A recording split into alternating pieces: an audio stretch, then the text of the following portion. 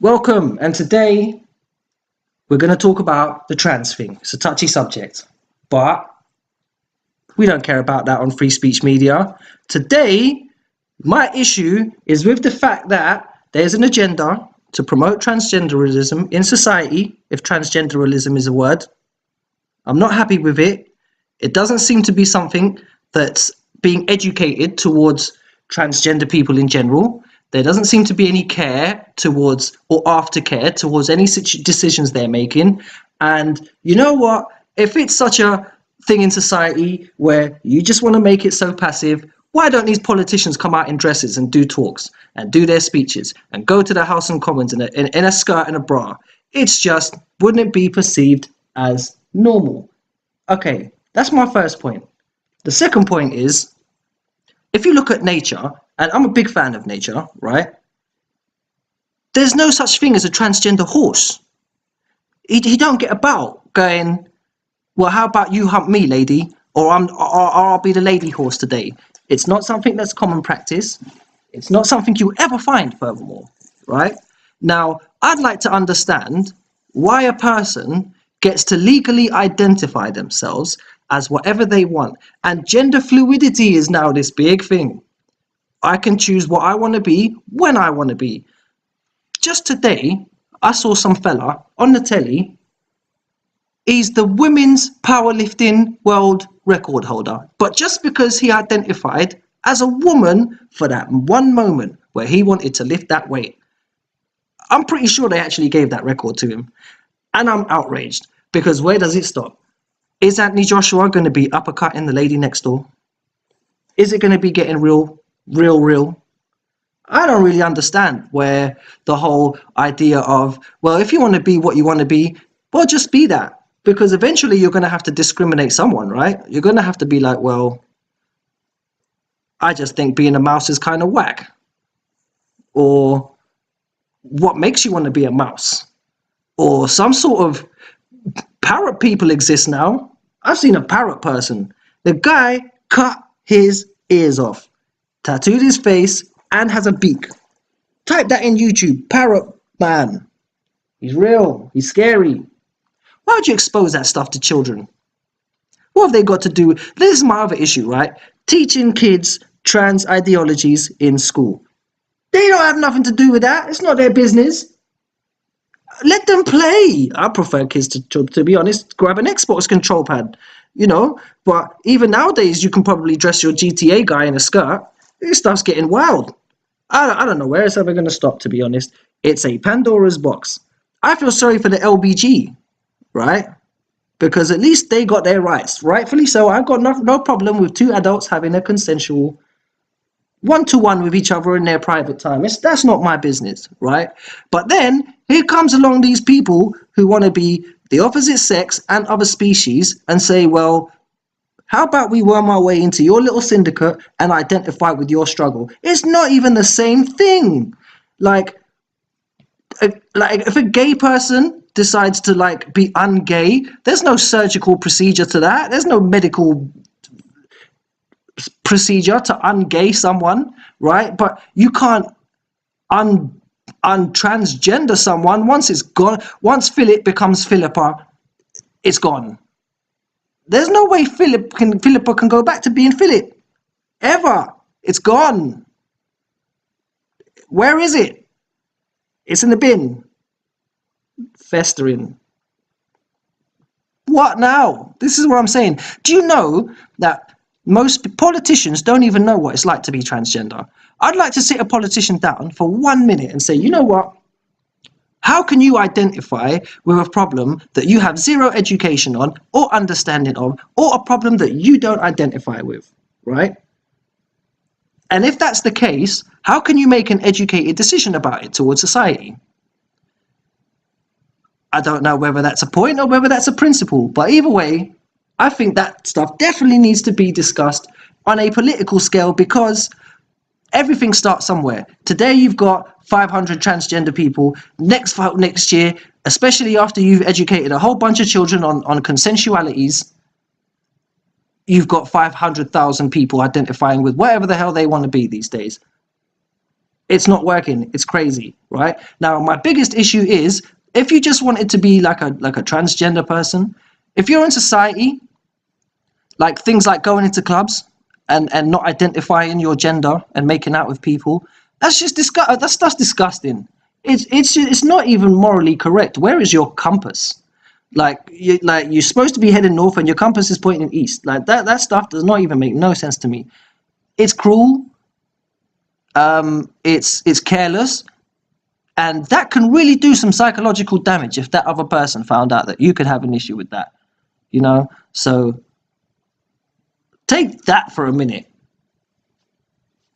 Okay, so I have listened to this guy ramble on about why he thinks the trans community is such a threat to societal norms and values. Guys, let me just break it down for you. There are only an estimated 150,000 people in the UK who currently identify as trans. Sure, that number might be fluctuating and it might vary in some places. But at the end of the day, are you guys seriously trying to tell me that we are threatened by 150,000 people impacting our societal norms and customs? Since when did 150,000 people become a threat? I mean, 150,000 people, you know, my borough in London doesn't even have 150,000 people. It's insane. And to pick on the trans community as if it's some big trans agenda trying to brainwash people into accepting this whole new way of life is completely absurd. Because at the end of the day, they're just people trying to navigate their lives, just navigate through life, just like the rest of us. And secondly, this guy who was just prattling on about trans community seems to have a problem in discerning between sex and gender. Sex refers to your biological traits and, your chromosomes and all of that good stuff. Gender refers to the social roles that we are forced to adapt to, and which the trans community don't necessarily identify with. Gender is as a result of social conditioning. This idea that girls are more emotional and more domesticated versus men being more emotional, these are all bogus constructs. Being trans is not a choice, it's an inherent feeling, hence more empathy and understanding is needed to it. All of these things that you've just mentioned about trans people in sport, sure, maybe there have been a couple of instances which are slightly unfair and there is a disproportionate advantage towards the trans competitor. But hello, no one's to say that these people's male features is what won them their sport, correct? Also, we really need to stop with go down this whole route that somehow trans people are mentally ill and socially deviant. It's this painful narrative, and it's more likely to just mean that trans people are likely to be marginalized in society. What is a fact, however, is that trans men and women face lack of legal rights, poverty, harassment and stigma, extraordinary levels of violence. For example, 1 in 4 trans people have been victims of violence, and barriers to healthcare. Sure, that's why a lot of trans people don't disclose their sex straight up, because if they tell people they're trans, what happens? They're more likely to be victims of violence. So, going forward, what we need to do is we need to make sure that kids do understand what being trans is. It's not brainwashing or corrupting your kid, but simply teaching them to adapt to modern times. This day and age, you are going to see more people being fluid in their gender. I don't see what the harm in it is. Kids nowadays can be anything they want to be. There's worse things than your kid wearing a dress. Your kid could grow up to be a serial killer, a rapist, all these kind of things. They could grow up to be a fucking zombie. But there's nothing wrong with them essentially being trans and wanting to be a drag queen or wanting to wear a dress or wanting to wear a skirt. Batman, wears lipstick and no one complained then. So what's the problem with a little boy wanting to wear a dress in Halloween? Nothing. Joker's the bad guy. Anyway, all I'm trying to say is that we need more understanding and more empathy for those people who want to be trans in today's society. And also, I think I've just used a slight misnomer there when I say want, because trans is not just about wanting to be something. It's about feeling something. It's about waking up every day feeling you're not born in the right skin. It's about having to go through life forced to be a boy, when you feel like a woman inside, where you feel like your characteristics are more feminine. The existence of trans people hasn't just been some recent thing. It's actually been ongoing for many years, but it's only now there seems to be a level of understanding, and political discourse seems to have facilitated the trans cause. Now, I'm not saying that it's all been rosy. There have been cases where cases where trans people have actually been the unintended beneficiaries of some policies. For example, the case this guy just mentioned about this trans man in a weightlifting competition. Okay, an unintended beneficiary, but that is not the preliminary objective of what happened. So all I'm trying to say is, let's stop the trans hate. More support is given to them. Let's stop the stigma, and let's stop getting so mad over your kids dressing up as something for Halloween that's not necessarily their gender. All right. All right. Well, put it this way, right? Me personally, if you're going to involve kids in this stuff, and that's a sense of grooming, right? Now, when you look at the Joker, he's the kind of guy who you would have associated in school when your teacher said, "Stay away from strangers. They offer you sweets. They look nice. They look like, or they look like homeless people and da da da da." Like, the Joker's not a good way to compare transgender people. He was the bad guy. He was everything wrong with society, essentially, really. So, and we're going back to, is it easier to actually, and should there not be a first step to encourage people educating themselves on the dangers of their choices in society? Because I personally feel that if you're allowed to be as fluid as you want with whoever you want to be, there is a danger when you have money to exploit that ideology, right? Oh my God, give me a break. Okay, so are you telling me that it's healthy for me to decide to want to be a woman tomorrow, a pelican next week, and a refrigerator the week after? Listen, you are making it sound like it's a frivolous decision. Being trans doesn't mean you automatically wake up one morning and say, hey, it'll be easy for me to live my life as a woman. There is an enormous and unprecedented amount of thought that goes into this decision, an immense amount of thought that we could not possibly comprehend. It goes through years of silent psychological torture where you feel conflicted about the gender you were born into. It takes years before people even commit to a sex change just because they need to be completely sure about it. You're making it sound as if one morning they decided and woke up and decided they want to identify as the opposite gender and face all the scrutiny and all the criticism that comes with that decision. Dude, get it together. It is not easy to be a trans person living in this world today. And we're picking on such a small minority and shedding such a disproportionately huge spotlight on them. There's worse things going on in the world: rape, murder, patriarchy, toxic misogyny of men, and yet we're picking on a few people that want to wear a dress. Okay, well, you know what? Amongst those things that you said were the atrocities around the world, I think paedophilia is one of the worst things out there, right? And when you're allowing children to sexualize themselves in women's dresses and wigs and walk around publicly for show for anyone and everybody to see, that is grooming. Regardless of how you want to see it, go and type in Lactatia on the internet. You will see this drag kid or whatever you want to call him, and you can book him online. And the criteria for booking him are his height, his age, his weight, the color of his hair, the color of his eyes, the color of his skin, and where he lives. What would you need that information from a child to book that child? What service do you want from a child based on that on that realm of criteria for your booking? It's crazy, and you're desensitizing children to allow themselves to wear items of clothing which are adult approved only, and say, well, that's appropriate. Where does the consensualization stop? If you educate a child who is willing to understand that he can be anything that he wants by the time he's 18, because they're teaching him in school now, you can be what you like. By the time they're 18, that's the world that we're going to live in. A new generation being what they're like, what they want to be, right? Is that a danger? I possibly think so, because you can't just strip society of its norms and people's positions in society and where they fit in a social structure. We'll have gangs of pelicans versus gangs of hippo people.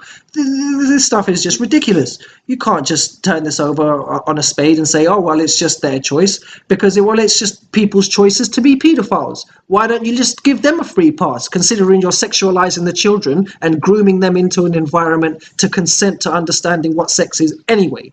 Okay, this is one of the worst arguments you've actually brought up so far. This conflation between paedophilia and trans people is one of the many myths perpetuated that causes a stigma and a feeling of hatred towards the trans community. There is nothing to say that the trans community is sexualizing your children.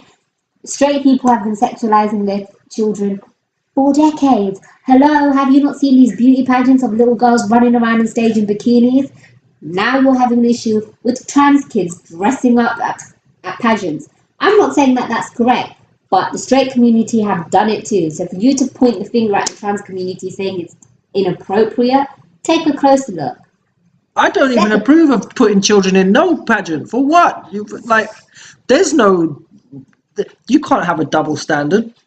I don't like drag kids. I don't like beauty pageants. I don't think these places are things for children. Do you know what these kids in beauty pageants have to go through? It's torturous. Routines, dances, dresses, makeup rehearsals. It's like Michael Jackson being deprived of his childhood all over again. We saw what happened to him. Like, this is getting ridiculous. Can we let children be children? Let's keep the trans stuff away. Let's keep the bi, gay, and LBG and the heterosexual stuff away from them. Let them run around and have fun on a swing. What's that got to do with And you're not saying that straight people are keeping romance out of kids' lives. Sometimes there's little kids and people say, oh, do you have a girlfriend or a boyfriend to a little 5-year-old or 6-year-old? Isn't that not inherently sexualizing them? So what if people are trying to give children the opportunity to understand same-sex relationships better? It's healthy for them. And in this climate, we need to adjust and accept the fact that children do need to accommodate for these sort of sexualities. They might be in the class with someone who has two parents of the same sex. They might have a dad who is a trans woman or a mother who is a trans man, and they could be subject of bullying, they could be subject of profiling, they could be subject of a lot of stigma.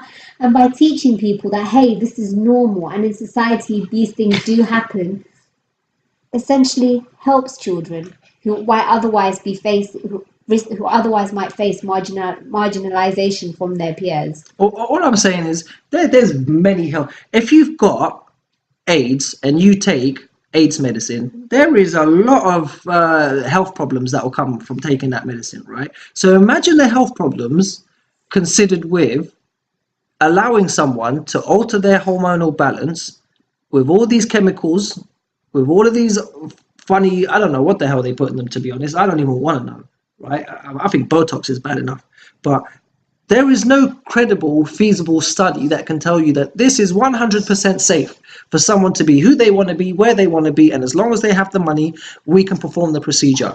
It's unethical. It's absolutely unethical, especially when you're bringing kids into that territory.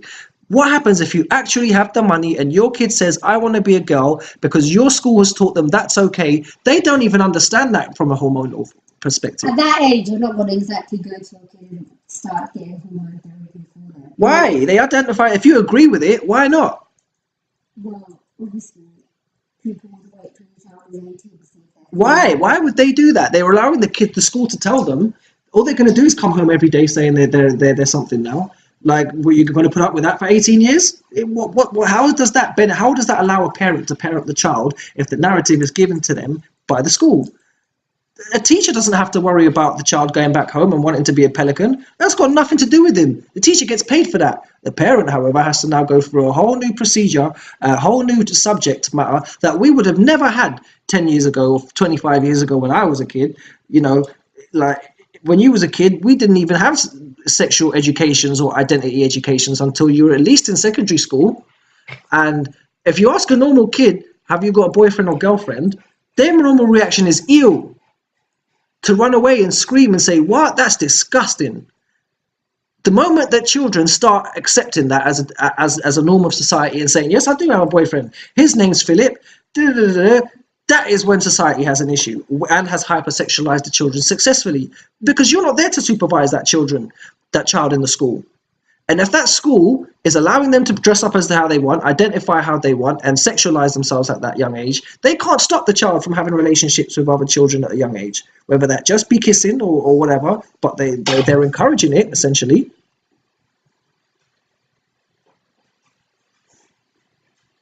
Okay. Okay, so I guess we can kind of agree to disagree on this point. I do concede that maybe in school really need to loosen up on the trans stuff. Maybe kids aren't the best place to understand the nuances and complexities associated with trans identities.